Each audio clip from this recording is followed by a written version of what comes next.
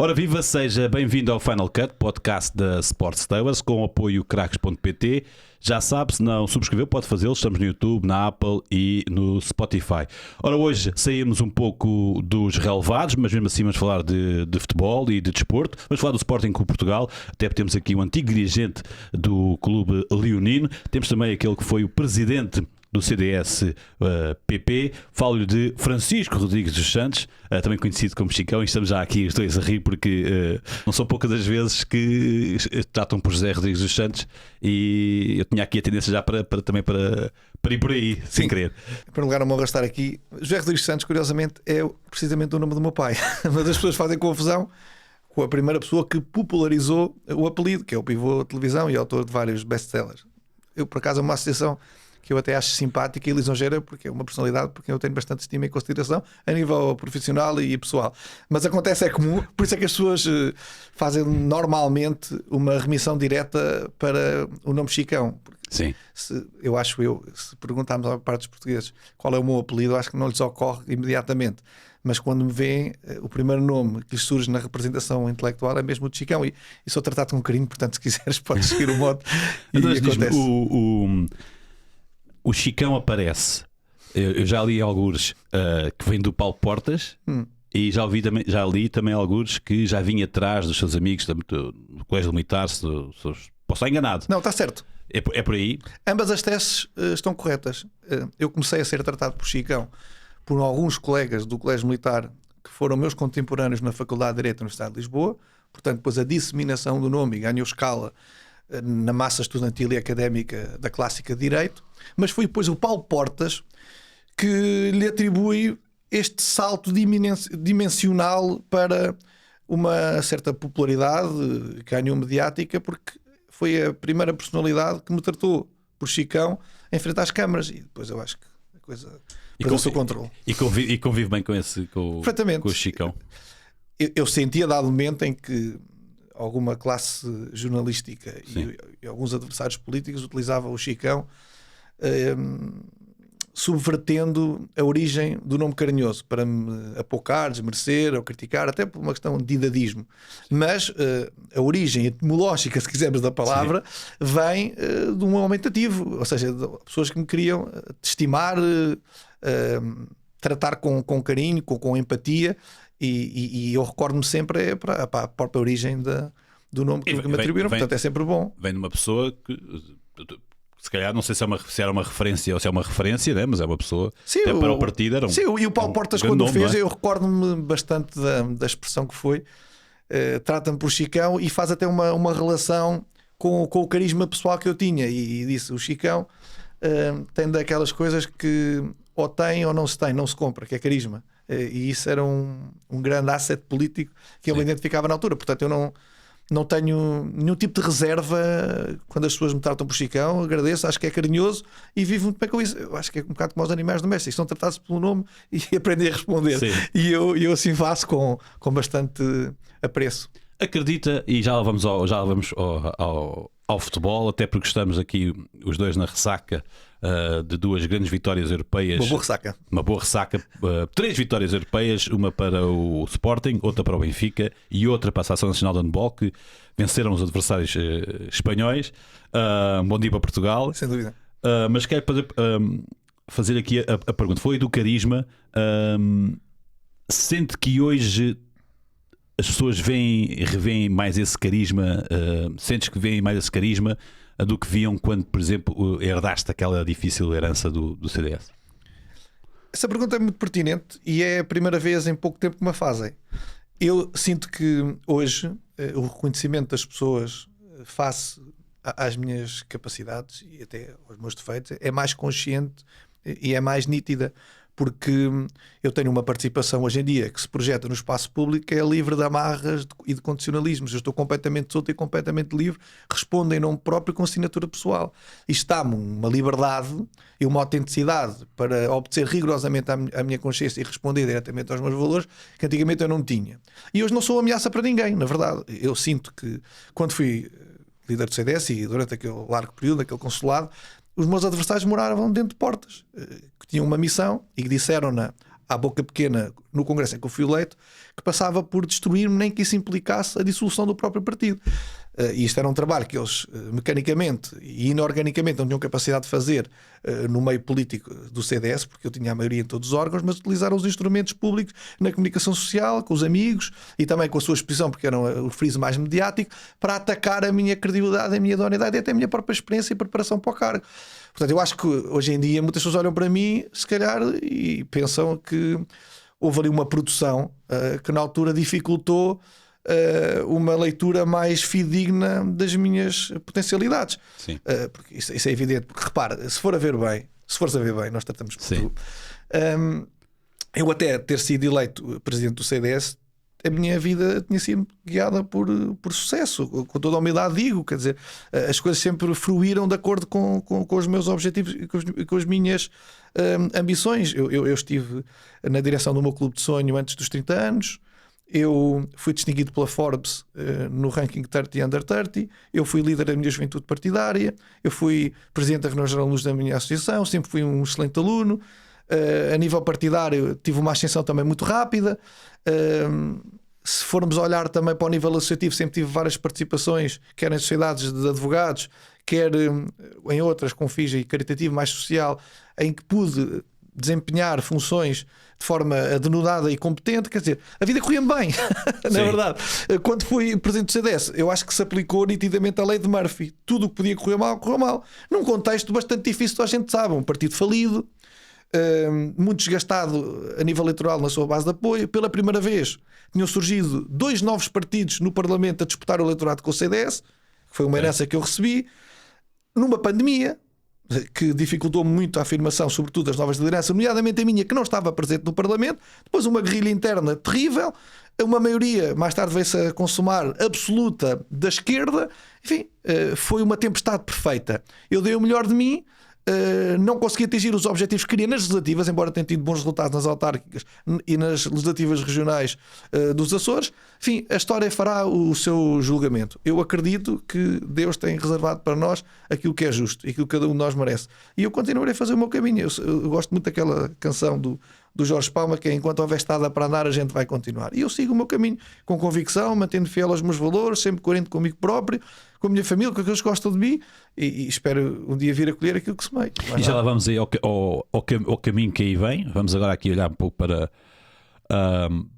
o caminho que já foi feito, e nomeadamente no Sporting. Sim. Cresceste num meio familiar sportinguista, ou foi uma escolha tua? Quais são as tuas primeiras memórias de Sporting na tua vida? O meu sportinguismo não nasceu em nenhum título, ele nasceu em casa. Eu sou quinta geração de sportinguistas na minha família, o meu filho é a sexta. Portanto, eu conheci os meus bisavós, que eram sportinguistas. Das primeiras memórias que eu tenho, como sabes muito bem, na altura nem todos os jogos eram transmitidos na televisão, portanto era através da rádio e da telefonia que nós acompanhávamos o relato. Eu filmo muitas vezes com os meus bisavós. Sei pelos meus avós que os avós deles, portanto os meus trisavós, já eram sportinguistas, portanto não foi uma escolha. Acontece assim na minha vida, e eu tenho muito orgulho em ser sportinguista, porque acho que ser do Sporting com Portugal é uma forma de estar, não é um resultado. E há um conjunto de valores que o Sporting me ensinou e que também aprendi no seio familiar, que ainda hoje guiam a minha vida, que acho que se resumem ao esforço, dedicação, devoção e glória. Por isso senti-me sempre muito acompanhado na minha família, e digo-te, das coisas que mais prazer me dá na vida é ver um jogo de futebol enquadrado num programa familiar. A minha mulher é sportinguista. E eu tenho a felicidade de poder ir com ela ao estádio, não é? Quando só buscar, muitos não queriam, mas eu adoro fazer programas com a minha mulher e poder levá-la e ir com ela, e ela me diz puxar por mim para estarmos dois presentes, porque eu acho que ser sportinguista não é bater palmas a tudo, é estar presente em tudo, e eu procuro estar. E se eu puder comparecer fazendo disso um evento familiar, e nós estar com a minha família, com a minha mãe, com o meu pai, com os meus irmãos, ou ver em casa ou na casa deles, com o meu tio, que é um grande sportinguista, é apenas 8 anos mais velho do que eu. Mas cresci muito ao lado dele, a vibrar com o nosso clube de coração. São das melhores memórias que eu tenho na minha vida. Eu acho que o Sporting, e tu também és um grande adepto benfiquista, sim. Também percebes o que eu estou a dizer. Muito por um tio também, que um pouco mais velho que eu, que me levava ao futebol desde ter idade. Qual é que é a primeira grande memória que tens do Sporting? A primeira grande memória que eu tenho do Sporting é de ir ao estádio. Sim. dava ao lado, o velhinho, com o meu pai. Nós na altura morávamos no concelho de Vila Nova da Barquinha, mais concretamente na localidade de Tancos, e fazíamos uma viagem longa de carro. Nós sempre fomos uma família com posses limitadas, portanto, na altura vir um jogo de futebol era um evento festivo. E vinha com o meu pai, sozinhos os dois, chegávamos ao estádio, às barraquinhas, à volta, e o meu pai oferecia-me uma camisola do Balakov, com o número 10. Eu até estou arrepiado, fico emocionado a pensar nesta história, não só pelo carinho que o meu pai tinha de fazer este itinerário comigo e cultivar-me o sportinguismo desde pequenino, mas pela felicidade que eu sentia de poder usar uma camisola de um dos meus ídolos. E ainda hoje guardei essas camisolas e tenho-as em casa, completamente demodé, mas são relíquias que me fazem muitas vezes lembrar de onde é que eu vim, porque fui sempre uma família de classe média que não podia fazer da frequência ao estádio uma prática comum, até porque não era de Lisboa, mas perceber que o amor da família se cruzava e dava frutos também através do sportinguismo. E aquela jornada que eu fazia com o meu pai culminava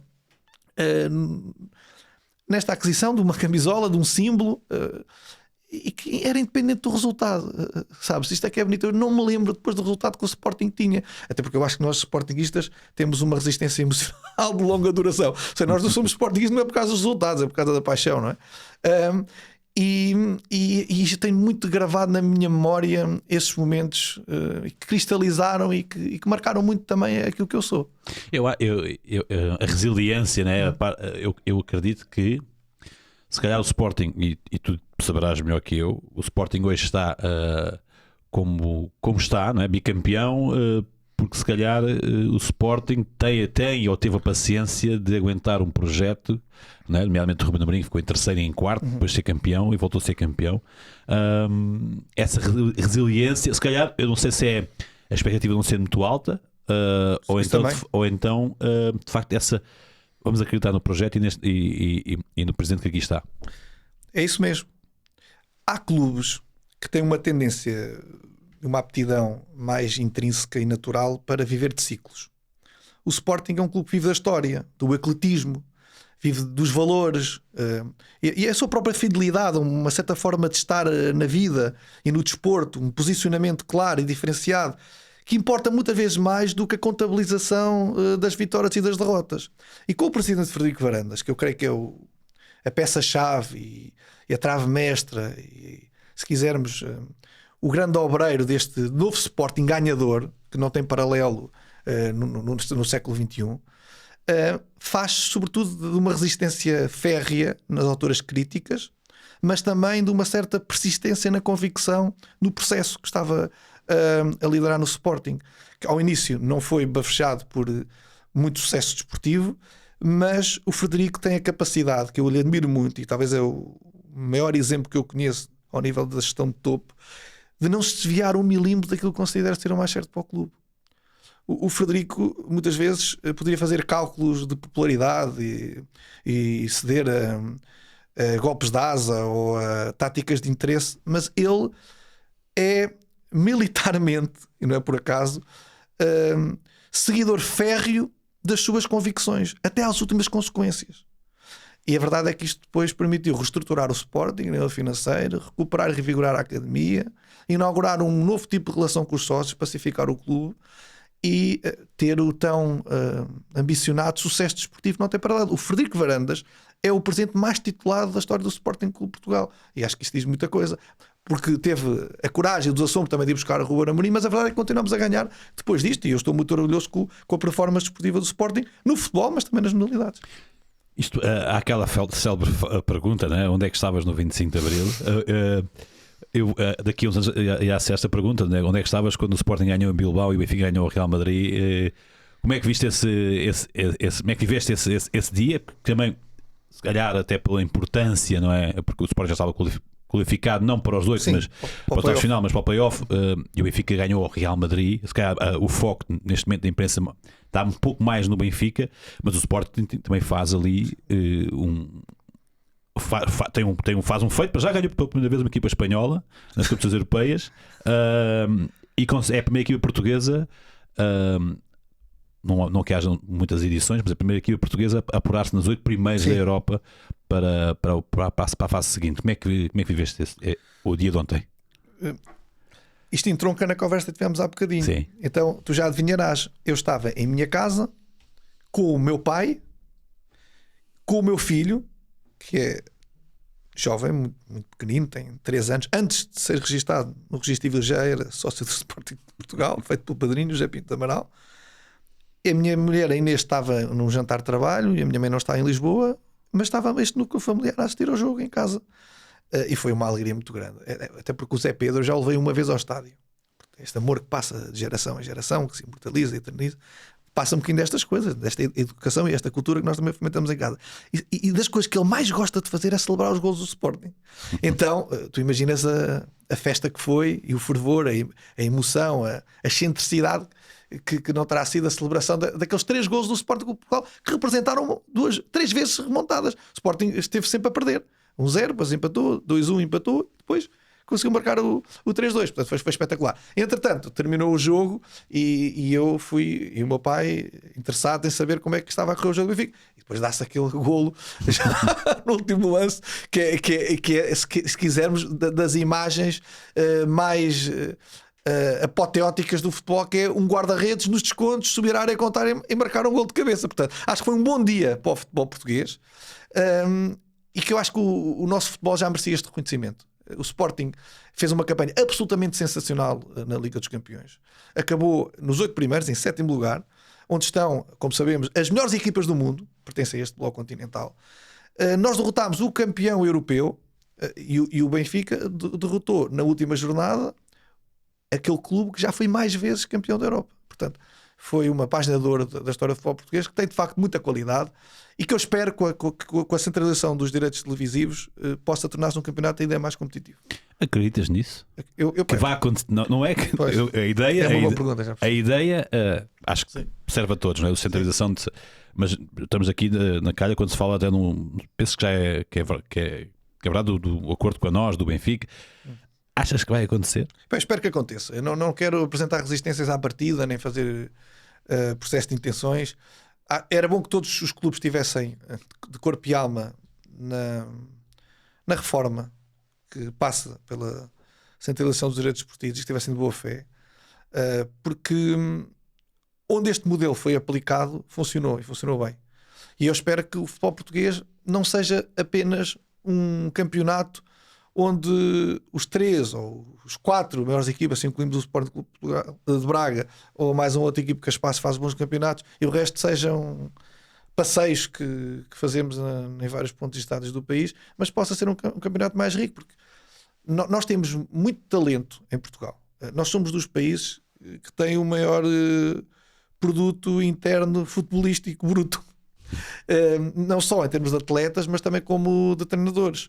E notamos a forma como os nossos jogadores têm sucesso nas maiores constelações de equipas a nível mundial, como os nossos treinadores chegam ao topo do mundo também quando treinam essas grandes equipas. Enfim, se nós temos este capital instalado, temos que o potenciar e se calhar dar a todos os clubes os mesmos instrumentos para poder lutar pelo sucesso esportivo. Eu acho que é um dos caminhos que tem que ser feito. Não é o único, mas passar também por aí, acredito eu. Precisa de uma mega geringonça para conseguir que isso vá avante, até porque o Benfica não parece muito. Pois não, o Benfica não parece muito receptivo a essa ideia. Não, mas eu acho que já está decidido, não é? Isto agora é implementá-la, quer o Benfica, quer não. Tem que ir para a frente, não podemos travar o vento com as mãos. Ora, já vamos aqui ao futebol português, mas falávamos do Sporting, falavas do Frederico Varandas. Como é que surgiu o convite para integrares a direção do Sporting com o pelouro dos núcleos? Exatamente, certo? está certíssimo. Estás a fazer uma entrevista espetacular. Obrigado. Mas sabes que isto é. Uma pessoa vai trabalhando, vai pesquisando, vai vendo. Faz parte. Não, e as perguntas estão metidas, estou a adorar esta conversa. Agora não sei se há alguma ironia ou não. Não, estou mesmo, pela verdade. Obrigado. Aliás, a forma como está a fluir, assim, ao sabor da pena, nota-se que está a ser bastante prazerosa. Então, o convite surge através do Frederico. Sim. Eu já conhecia o irmão dele, advogado. Nós trabalhámos durante um período curto de tempo na mesma sociedade. Eu, na altura, era jovem. Isto foi o convite surge em 2018. Eu tinha capacidade para enquadrar na minha vida um projeto destes, porque, enfim, não era só pertencer ao Conselho Diretivo de Sporting. Como tu sabes muito bem, a pasta dos núcleos obriga a um acompanhamento, a uma diligência, a uma disponibilidade, a uma presença 24, quase 24 horas, e é um trabalho absolutamente gratuito, não é remunerado, Sim. é pro bono, o único salário que recebemos é emocional, é o prazer e a gratidão que sentimos por servir o nosso clube. E eu na altura pude encaixar na minha vida esse projeto, e foi das maiores honras da minha vida. Eu adorei esse período. É muito exigente, porque o futebol, Sim. ao contrário da política, não tem praticamente nada de racional. Aquilo é uma efervescência. Mas sabes que muitas vezes a política também parece muito irracional. Não, sem dúvida. Não tenho dúvidas sobre isso. Eu concordo com isso. Só que o futebol ainda tem menos, o que eu disse foi, ainda tem menos de racional do que a política. E quando o Sporting não ganhava, os adeptos cobram. E o Sportingista é exigente e é insatisfeito por natureza. E lidar com o descontentamento de um clube que tem quantidade de sócios, mais de 100 mil sócios e milhões de adeptos, Mais as claques. mais as claques organizadas, é um desafio às nossas estratégias de coping, não é? De resiliência e de gerir o stress e apresentar resultados. Portanto, foi um grande desafio de enorme magnitude, mas que foi uma escola que me ensinou muita coisa. Mas tiveste dúvidas? Sobre aceitar o convite? Sim. Não tive. Assim, como eu te disse, é o meu clube de sempre. Sim. Um convite destes, eu acho que virava a minha vida de uma vez para poder aceitar. E não te arrependes, Não minimamente. me arrependo nada. Qual foi assim a decisão mais que te orgulhas mais de ter tomado e a mais difícil? Tiveste momentos difíceis? Sim, os momentos mais difíceis foi a gestão das expectativas dos adeptos e lidar com o descontentamento e com a desilusão quando os resultados não eram aqueles que nós ambicionávamos. Foi infernal. Depois, a parte mais positiva foi as reformas que eu consegui fazer no departamento que estava sob a minha responsabilidade. Nós criámos um microsite para os núcleos, uma bilhética específica para os núcleos, recuperámos o jogo dos núcleos, criámos vários canais institucionais de ligação dos núcleos ao clube, com quadro de parcerias também com entidades corporativas que atribuíam vantagens significativas ao mundo e o cosmos operacional e do negócio dos núcleos. Nós fizemos uma revolução também do ponto de vista gráfico, estético, de imagem, cromática e de design dos núcleos. Enfim, fizemos um conjunto de transformações que foram muito apreciadas, a par de um acompanhamento que era diário, que era semanal, à vida dinâmica associativa dos núcleos, que eu fazia questão também de estar constantemente presente. Portanto, eu estou muito orgulhoso do trabalho que desenvolvi nos núcleos e creio que deixei uma marca que é reconhecida. Eu muitas vezes vou ao estádio e ainda conheço as pessoas e abordam pessoas até que na altura não tive a ocasião de me cruzar, que valorizam o legado que foi deixado. O que é que saíste? Eu saí, a ironia das coisas, para me candidatar a presidente do CDS. Sei lá tu. Arrependes-te em algum momento disso? Não me arrependo porque, como te disse, eu sou uma pessoa de paixões, de me entregar àquilo que acredito a cada momento e fazendo também com capacidade analítica em cada circunstância por ser aquilo que é melhor e aquilo que o meu país pede de mim. E naquela altura, também muito por causa de uma conversa que tive com o Frederico Varandas, que espontaneamente eu estava a atravessar a ponte 25 de Abril, estava na altura a ver quintas de casamento com a minha noiva Inês, a minha atual mulher. E o Frederico, sem eu nunca ter abordado o tema, mas quando se começava a especular na imprensa se eu podia ou não ser candidato a presidente do partido, ele teve uma conversa que ficou gravada na minha memória e quando nunca mais me vou esquecer. Foi a dizer-me que quando existia esta emergência de novos talentos jovens, que eram sempre vistos como uma ameaça, mas que o sistema de coisas precisava de disrupção para se poder reformar, melhorar e reorganizar. E que quando ele se candidatou a presidente do Sporting, as críticas de quem ocupava o mainstream foram exatamente as mesmas que me estavam a fazer a mim perante apenas a mera possibilidade, e que ele acreditava num valor e achava que era um passo que eu devia dar em frente. E acredita, na minha consciência, foi nesse dia, naquela hora, naquele instante que eu consumei a minha decisão de ser candidato a presidente do CDS. O que te estou a contar a ti, nunca disse ao Frederico Varandas. Já viste? Há algum paralelismo? Às vezes perguntavam-me isso. No sentido de que ele também teve muitas dificuldades. Teve dificuldades, sim. Também, se calhar, posso estar aqui a tirar para fora do pé, mas de guerrilhas internas também, sim. de até com Bruno Carvalho, não é? À cabeça, mas também achas que pode-se traçar esse paralelismo entre aquilo que tu passaste no CDS com uma diferença, né? Ele acabou. Ele teve sucesso. Não se pode dizer que tu se calhar não te deram um sucesso, não te deram espaço para ter sucesso. Sim, mas objetivamente eu acabei por sair em virtude do mau resultado eleitoral. As circunstâncias foi aquelas que disse há bocadinho. Daria 10 podcasts para aprofundarmos e esmiuçarmos, irmos ao filigrana, uma leitura mais fina de tudo isso. O Frederico, felizmente, para o Sporting e também para ele, conseguiu levar por diante a implementação do seu projeto, que não era a curto prazo, era a longo prazo. E fruto também da envolvente contextual, recordas-te que ele teve 2 vezes o relatório de contas chumbado e perdeu com o Lask Linsk, já na segunda temporada de Ruben Amorim, em que já existia também naquela altura uma grande pressão mediática para convocar uma Assembleia Geral de Sócios de carácter destitutivo dos órgãos sociais do clube. Só que, de repente... Estamos em período de Covid, não é? Ora bem, subitamente há um confinamento, subtão, a pressão e a bola mediática deslocou-se e o eixo gravitacional da realidade do país deixou de ser o futebol, uma coisa que acontece poucas vezes na nossa vida, e nós presenciámos esse tempo, e ele aproveitou com serenidade, com tranquilidade e sem grande aparato para ir conquistando pequenas vitórias, umas a seguir às outras. Às vezes há momentos que são definidores que alteram completamente o curso da história. E foi campeão, não é? E ele foi campeão, exatamente. E isso permitiu catapultá-lo para um nível de dirigismo desportivo onde o Frederico realmente se encontra, que é de grande envergadura. E de consenso? Status. Se me perguntares se o Frederico Varandas é um presidente consensual no Sporting, eu diria que não é. Para mim é absolutamente consensual. Não só porque eu o conheço pessoalmente, já testemunhei em loco as suas qualidades como líder, como ser humano, como decisor, como gestor, e também porque de facto entrega. O homem tem resultados para mostrar, portanto está tudo certo. Mesmo para quem não o ame, tem que se render aos resultados. Só que o futebol e a vida não obedecem muitas vezes a este binómio lógico e racional. Eu sinto que o Frederico, por não ser uma pessoa muito preocupada com o lado mais cénico da política em sentido lato, nem podemos dizer que seja a pessoa com mais disponibilidade mental para semear relações.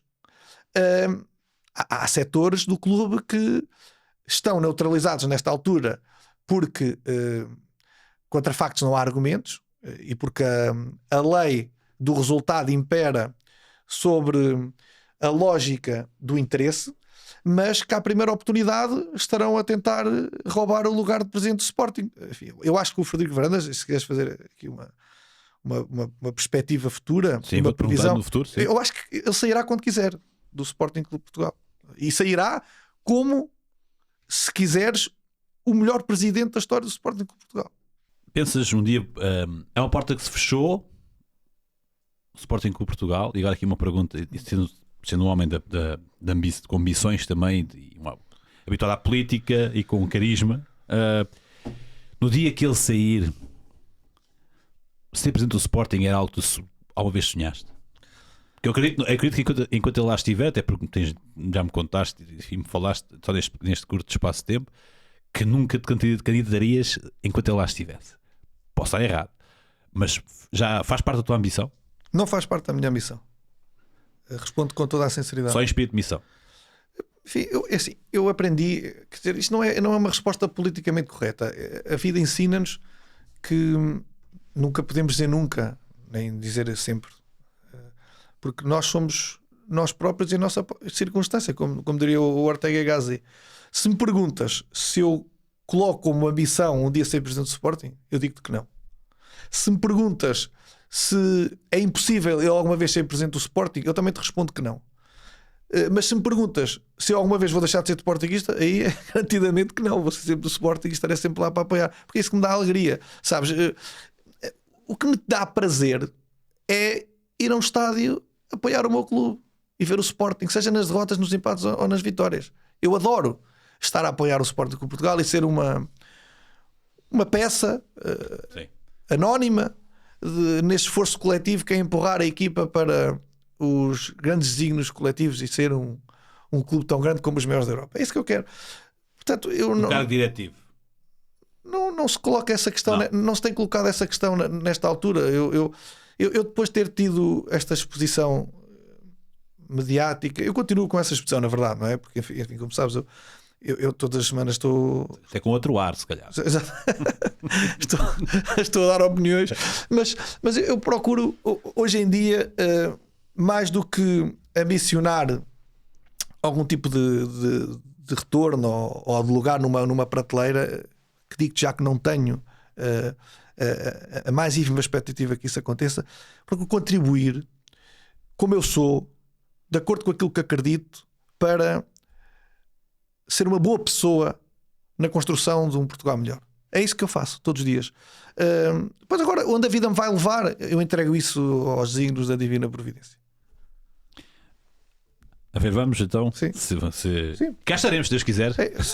Exatamente. Isso acontecer ou não, que tu estejas cá para ver.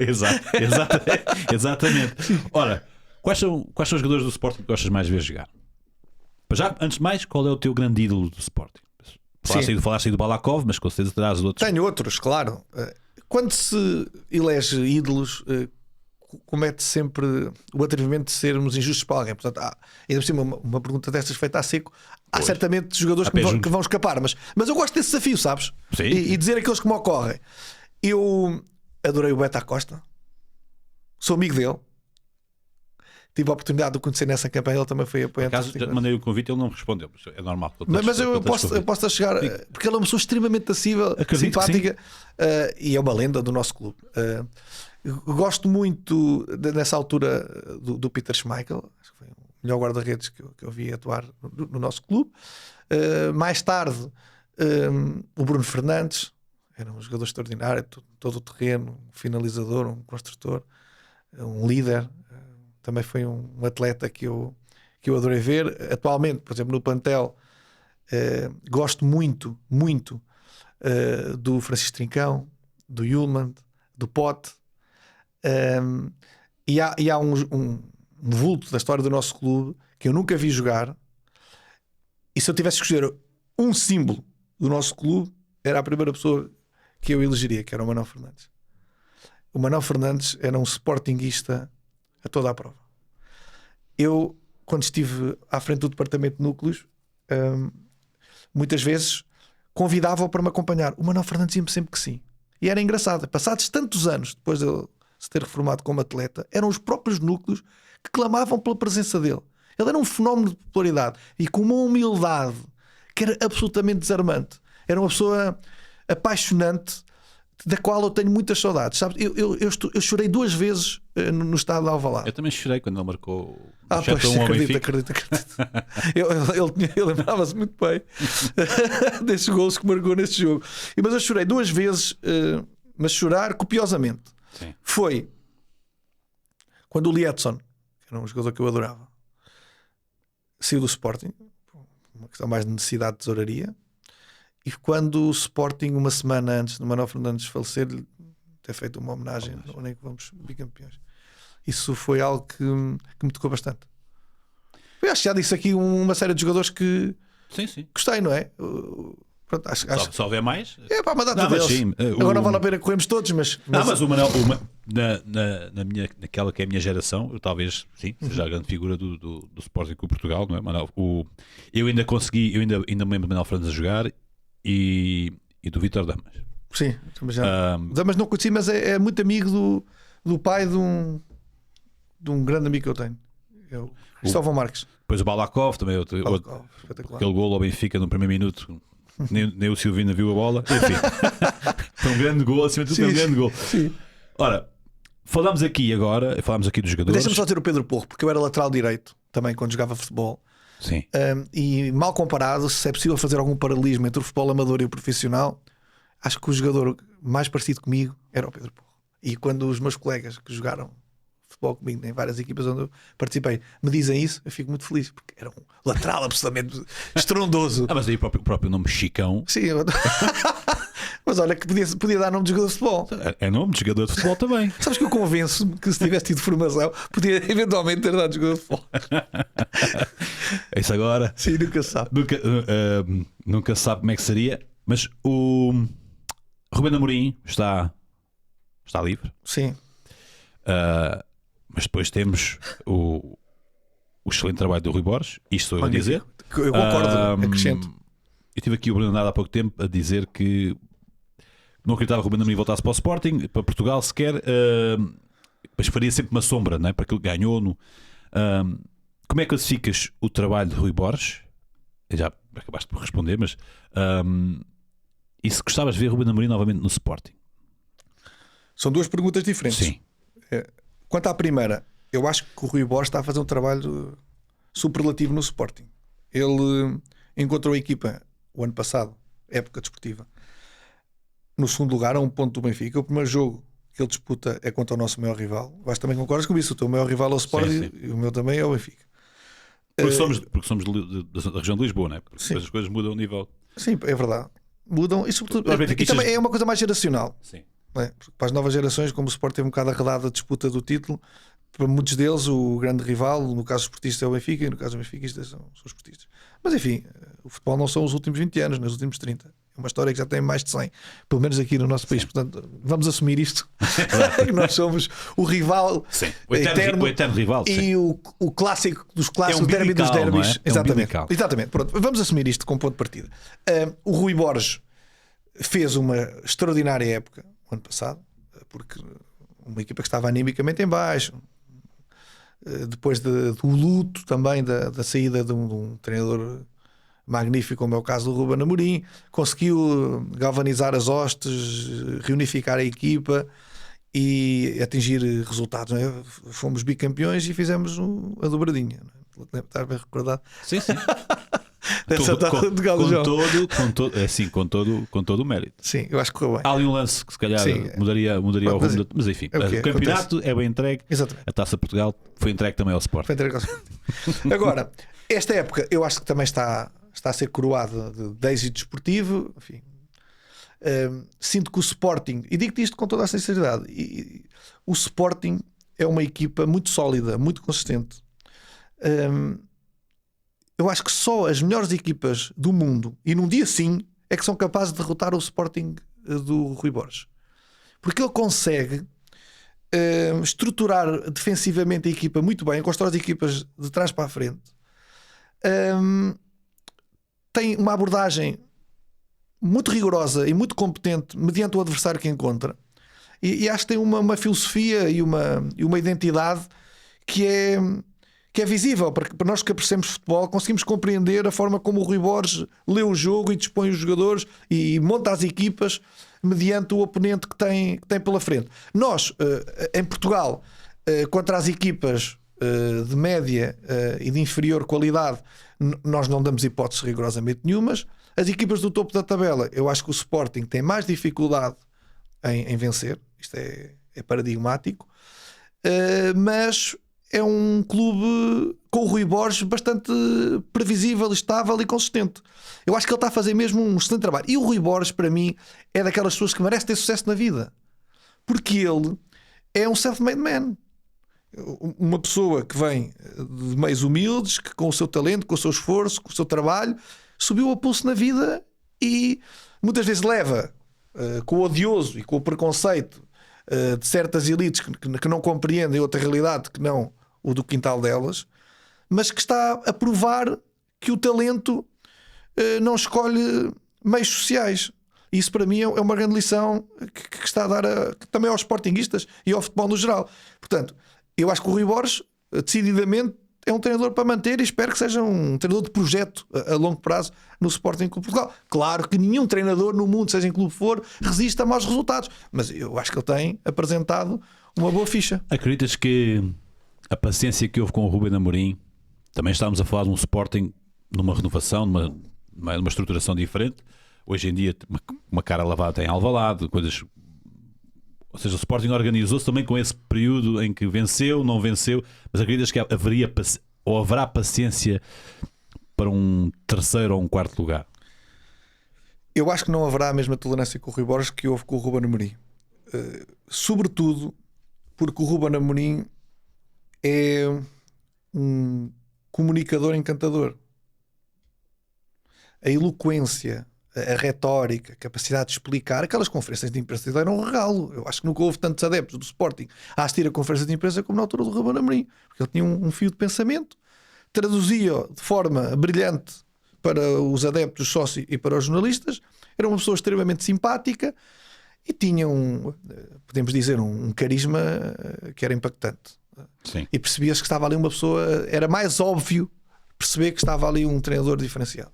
Também criou facilmente uma boa relação com os outros elementos da estrutura, nomeadamente o Viana e o presidente Varandas, e beneficiou de um tempo, como estávamos a referir há um bocadinho, em que o futebol não era uma das prioridades. Ele pôde arrumar a casa e construir um projeto da A a Z. Eu acho que ele disse no Manchester United que era o manager, não era só outro. Ele era um manager também verdadeiramente ali no clube, e acho que é um treinador que, apesar da forma como saiu, deixa sempre saudade, porque recordamos sempre com muito carinho e com muita alegria aquilo que ele nos deu. Dá-te gozo, porque aqui já falamos de Varandas, falamos de Amorim agora, falta aqui uma peça que também saiu, o Viana. Seja feita a justiça também. Sou amigo do Viana. O Viana fez um excelente trabalho. No City está a pegar agora num projeto completamente diferente e também com algumas pedras no caminho. Com certeza irá dar a volta. Mas dá-te gozo, de certa forma, os arautos da desgraça estarem todos errados neste momento, porque o Sporting sobrevive. E quando diziam que não, o Sporting tem sucesso por causa do Ruben Amorim ou por causa do Viana, não por causa do Frederico Varandas. A verdade é que o Sporting ainda não ganhou o campeonato, está em segundo lugar. Vai ser difícil este ano. Tem o Porto Sporting, por exemplo, mas dá algum gozo perceber que essas duas peças que eram muito importantes, que toda a gente dizia que eram fundamentais para o sucesso do Sporting, terem saído e o Sporting continuar desta maneira forte como está. Para te responder essa pergunta, quero que também conheças um bocadinho a minha forma de pensar e o meu código ético e moral e até de relacionamento interpessoal. A mim, na minha vida, nada me move contra ninguém. Ou seja, não há nenhum sentimento ou emoção menos normativa ou mais negativa, se quiseres, que possa impelir ou motivar a minha ação, nem os meus desejos. Ou seja, eu quero que o Sporting tenha sucesso, independentemente dos protagonistas e quem esteja a liderar o clube, a comandar a cada momento, a cada hiato temporal, independentemente daquilo que as pessoas dizem que o Rui dá a volta. Ou seja, o que me deixa feliz é o Sporting continuar a ser competente. Não significa ganhar sempre. Repara, eu quero dizer isto com muita sinceridade. Para mim, o fundamental não é nós ganharmos sempre. É o Sporting não perder a sua identidade. Ser um clube que obedece a um conjunto de valores, tem um posicionamento inequívoco no desporto, é um clube idóneo, credível e que é também um clube que aposta na cantera, um clube com caráter formador. Se o Sporting for competente em cada uma destas dimensões, na gestão desportiva, na comunicação e também no projeto que tem, os resultados às vezes vão ser bons, outras vezes não vão ser bons, mas se formos coerentes e consistentes e acreditarmos neste processo, eu acho que as coisas vão acabar por correr bem. Portanto, o que me alegra não é saber que pessoas foram derrotadas nos seus... Isto é completamente indiferente. Todas as pessoas têm direito à opinião e são motivadas às vezes por coisas que não são nada racionais, são altamente objetivas. Por vezes, não? Como é óbvio. Mas tem o seu direito. Ainda bem que é assim. Eu num país onde as pessoas não podem dizer aquilo que pensam, é que eu estou preocupado. Agora, deixem-nos estar. Acho que nós só temos uma forma de contrariar os mais céticos. É com resultados. É provar, é demonstrar nas alturas críticas, quando somos testados, superarmos, vencermos, sublimarmos. E acho que nós temos passado por isto. Tu sabes isto muito bem. Não há pessoas iguais umas às outras. Agora, quando diz, há pessoas que são insubstituíveis. Eu acho que há pessoas que são insubstituíveis. Sabes? Porque tu não vais encontrar uma pessoa com aquelas características, com aquela experiência, com aquela sensibilidade, com aquela forma de estar, igual, porque não há duas pessoas iguais. Portanto, as pessoas são intrinsecamente insubstituíveis na medida em que nós não conseguimos replicá-las. Agora, nenhum projeto que se preze depende só de uma ou duas pessoas. E nós temos que encontrar ao abrigo da filosofia, do quadro, do plano, alguém que consiga inscrever-se nessa mesma lógica de continuidade. Foi o que o Frederico Varandas conseguiu fazer e espero que consiga também, com o passar dos anos, encontrar sempre forma de substituir as ausências, porque um dia, naturalmente, o Rui Borges vai deixar de ter a dor, um dia vamos deixar de ter o Yilmaz e o Morita, que é algo que me está a preocupar muito no próximo meio campo, mas o Sporting continua cá. Um dia vamos morrer todos e o Sporting vai continuar. É isso mesmo, percebes? Percebo perfeitamente. Obrigado. Ora, vamos afastar aqui um bocadinho do Sporting, até porque estamos já perto de uma hora de conversa, a falar aqui um bocadinho daquilo que também é o futuro do país, aproveitar que tenho aqui para falar um pouco de política. Vai gostar de ser absolutamente só gosto de futebol, até porque o futebol também tem muita política. Mas como é que vês esta segunda volta que está no adro, que vem as eleições com Seguro e com Ventura? Era o que esperavas? Tens algum receio do que possa acontecer? É uma vitória garantida de Seguro? Como é que vês?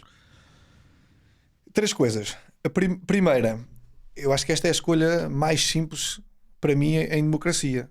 Porque, de um lado, temos um defensor do Estado de Direito Democrático, temos alguém que respeita os valores e os fundamentos constitucionais, alguém que preza pela honestidade e pela decência na vida pública, e do outro lado temos um protagonista que, na minha opinião, e salvo melhor entendimento, tem tendências autoritárias, todos os dias atropela direitos, liberdades e garantias, queixa-se do Estado em que estamos, mas gosta do Estado novo, e que faz do populismo, da demagogia e da mentira ferramentas de comunicação institucional. Portanto, acho que perante estes 2 cenários eu estarei sempre do lado de alguém que preza os valores da decência na vida pública e que garante o normal funcionamento das instituições democráticas. Portanto, o António José Seguro representa um social-democrata, talvez do mais centrismo que é possível haver no Partido Socialista. Eu, que sou um centrista, consigo construir pontes e zonas de compromisso e de contacto com a social-democracia mais de centro-direita ou mais de centro-esquerda. Portanto, vejo no entendimento das funções presidenciais, no respeito pelos poderes democráticos, na colocação e no perfil que tem de serenidade, equidistância e de preservação do valor do diálogo e da moderação que António José Seguro representa, alguém completamente compatível com as funções de chefe de Estado, e acho que dignificará essas funções. Portanto, eu votarei em António José Seguro com toda a naturalidade e tranquilidade, embora, como tu sabes, não tenha sido o candidato que eu apoiei na primeira volta, porque eu era um apoiante do Henrique Gouveia Melo. Respondido às 3 perguntas, acho eu, não foi? Sim. Então, não és contra, mas estás do lado. Disseste que não eras de contra, né? Sim, eu como estava-te a dizer. Mas há uma missão ou não? Sentes que há uma missão de não deixar crescer? Sem dúvida. Eu sou um bocado da opinião de que o Chega está como está pela falência dos partidos políticos, alguns deles de esquerda. Sem dúvida. Porque a esquerda, porventura, permitiu que esta extrema-direita crescesse. Como é que isto acontece? Qual é a tua opinião para, por exemplo, o CDS, que não está tão... aliás, aí próprio disseste centrista, né? foi sendo empurrado aos poucos, foi cedendo e foi passando mais para a direita. Como é que explicas que, porventura, o CDS tenha perdido a importância histórica até que tinha, e que o Chega apareça como uma segunda força, não é? Que é uma coisa que para pessoas como eu digo à vontade, é uma coisa, tem ideias que abominam, não é? São obstrunças. Sim. Eu também acho. Vamos ver então, a primeira falácia do Chega é dizer que nós hoje, em 2026, estamos pior do que estávamos há 50 anos atrás. Isso é objetivamente uma mentira. Quer nos indicadores de pobreza, de escolaridade, até mesmo de habitação, que é um dos grandes flagelos dos tempos que se colocam. Não há paralelismo no tempo do Estado Novo com condições tão grandes como aquelas que tínhamos na altura. Até a nível de corrupção. Na altura nós tínhamos um sistema que era corporativista, em que os amigos do regime sentavam à mesa e distribuíam favores e interesses uns com os outros. Portanto, Portugal está hoje melhor do que estava há 50 anos atrás. No entanto, os partidos clássicos falharam na assunção de um conjunto de responsabilidades e de respostas que objetivamente deveriam ter dado aos portugueses, nomeadamente no funcionamento do Estado, que está a claudicar e a arrebentar para as costuras numa data de serviço, nomeadamente como acontece na saúde. Falharam ao terem permitido que a nossa economia, apesar dos bilhões de euros que recebemos da União Europeia, estivesse estagnada, não fosse competitiva, e o Estado subcarregasse demasiado a vida das pessoas e das empresas. Nós falhámos quando permitimos que o nosso país não seja competitivo, que a nossa precariedade laboral atinja limiares de salário médio na casa dos 1.500 euros, em que os nossos jovens são obrigados a emigrar e não podem continuar cá. Enfim, houve um conjunto de vértices da atuação política que nós descurámos. E que em 50 anos os partidos políticos, às páginas tantas, com alguns protagonistas, olhassem mais para o seu interesse privado do que para o interesse público. Mas isto pertence à degradação dos próprios sistemas de funcionamento dos partidos. Por isso é que surgem novos. Agora, não está em causa o regime para mim. Acho que nós precisamos de novas vagas de protagonistas que regenerem os partidos, claro, ou mais até, que surjam novas forças do centro moderado, reformista, melhorista e centrista, se quisermos utilizar a expressão do Karl Popper, para vingar essas alterações na ordem social que correspondem às expectativas das pessoas. Agora, não tenhamos dúvidas disto, que é muito difícil competir com soluções para quem vende ilusões, para quem brinca e manipula o ressentimento e o descontentamento das pessoas e não oferece uma única proposta, e quando oferece são totalmente irrazoáveis, percebes? Isto é difícil, porque já estamos a competir no quadro das emoções com alguém que não se rege pela mesma bitola do que nós, pelas mesmas regras democráticas, alguém que está disposto a mentir, a manipular, a jogar com o populismo, a brincar com os sentimentos das pessoas, nem sequer mostrar uma filiação obrigacional com os valores democráticos. Como é que se compete com uma coisa destas? Que não seja pela via da cultura, da educação, da sensibilização ou de políticas mais robustas e mais competentes. Mas essas mesmo demoram tempo a ser aplicadas. Eu acho, e tu tens hoje em dia um papel diferente, tens o papel de comentador político também. Eu acho que a comunicação social tem muita responsabilidade. Porque lá está, se isto num evento qualquer, se num jogo de futebol não for lá ninguém ver, ninguém sabe. Tens razão. Mas nós já passámos essa fase ou não? Mas já passámos. Mas se hoje estamos atentos às redes sociais e se vamos por aí, basta olhar para aquilo que se passa é o próximo passo, a próxima pergunta, para aquilo que se passa nos Estados Unidos, nomeadamente com não sei, a megalomania de Donald Trump.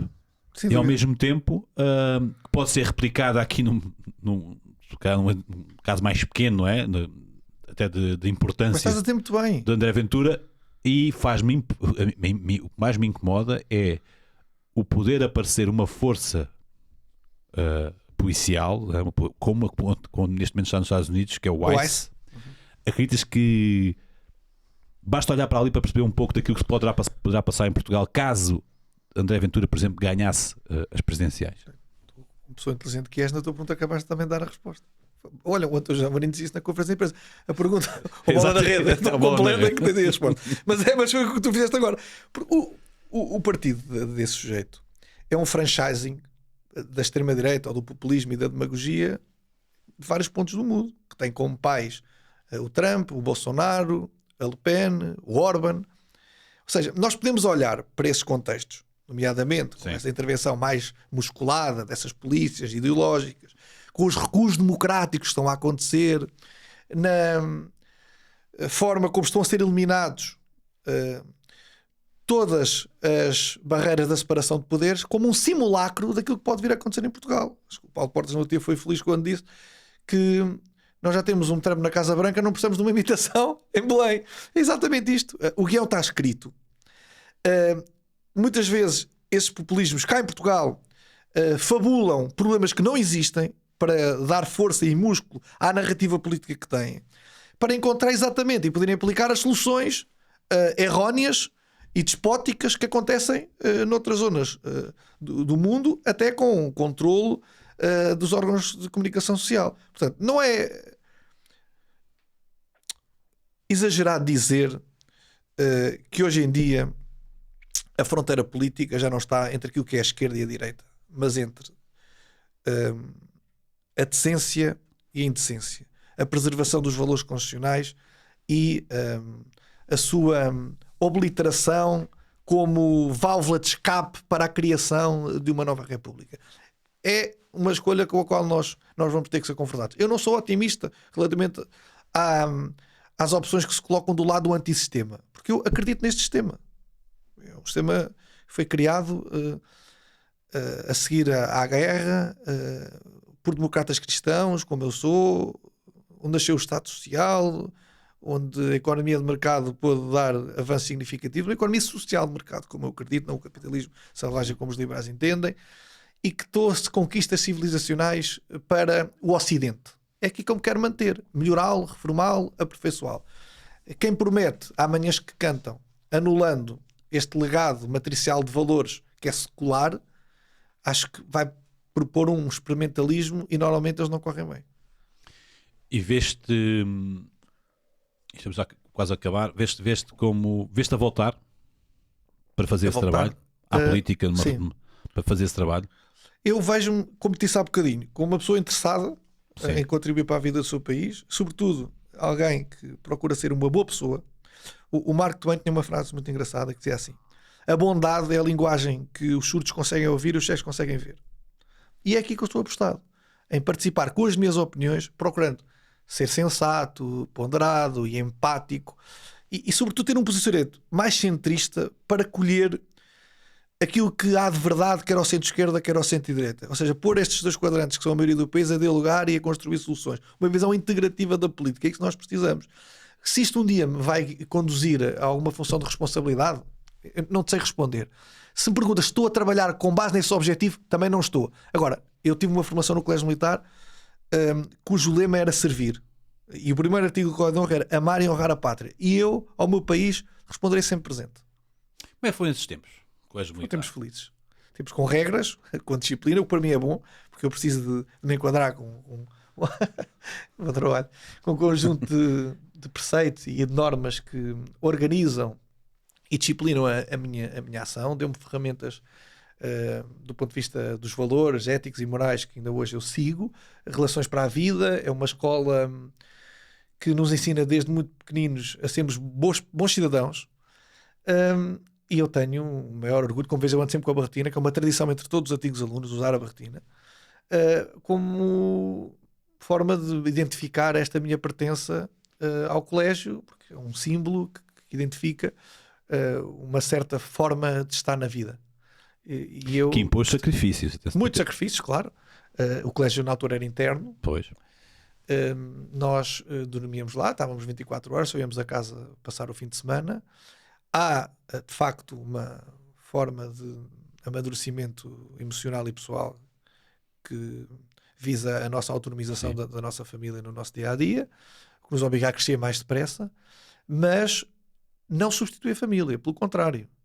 As pessoas muitas vezes têm uma ideia de que quem vai para o colégio militar tende a quebrar os vínculos e os laços à família. É ao contrário. Valorizas também. Não? É isso mesmo, Nuno. Valoriza-se muito mais esse período em que está com a família e aquilo que ela te dá.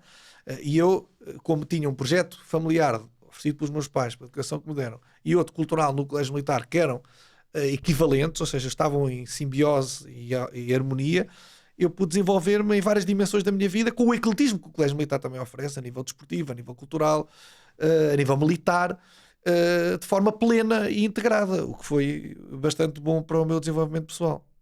Ora, como comentador, e não são raras as vezes em que se calhar fazemos scroll no Instagram ou numa outra qualquer rede social e já lá estão algumas das fortes, já há frases tuas que vão nomeadamente no espaço de comentador, que já vão-se considerar, com certeza, tornar-se marca.